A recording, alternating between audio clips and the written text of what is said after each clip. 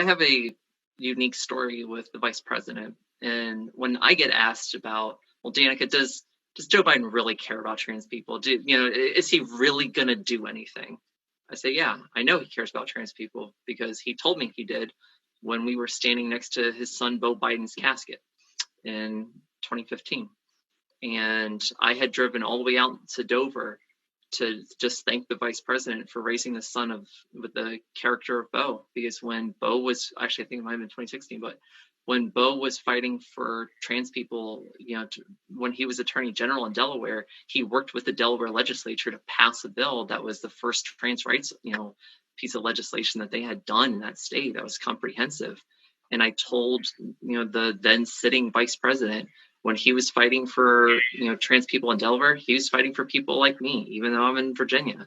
And at that point, Vice President Biden, his eyes were quarter masked. He was obviously tired. He'd been taking visitors all day. And he put his hands on my shoulder. He looked me in the eye and he said, "We mean that. We mean that." He then raised up my right hand, he kissed the back of my hand and brought me in for a hug.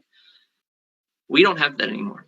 We don't have the sitting vice president of the United States willing to look a trans woman in the eye and tell her that her rights are worth protecting. Now we have Mike Pence as our vice president. Mm-hmm. Now we have an attorney general of the United States who will try to strip out the carpet underneath, Gavin Grimm's feet, for example. Now we have an administration that fought on the wrong side of the SCOTUS ruling in Bosniak that we just had this week. We have an administration right now that has gone after trans people in our healthcare, has gone after trans kids in schools, has gone after us just in general, from the military to adoption to everything in between, where they have tried to single out and stigmatize the very people they're elected to serve. And it doesn't matter whether you're a state legislator like Senator Eben or I, or if you are the president or vice president of the United States. When you are elected to office, your job is constituent service. And it is impossible to serve your constituents when you attack the very people you are elected to serve in the first place.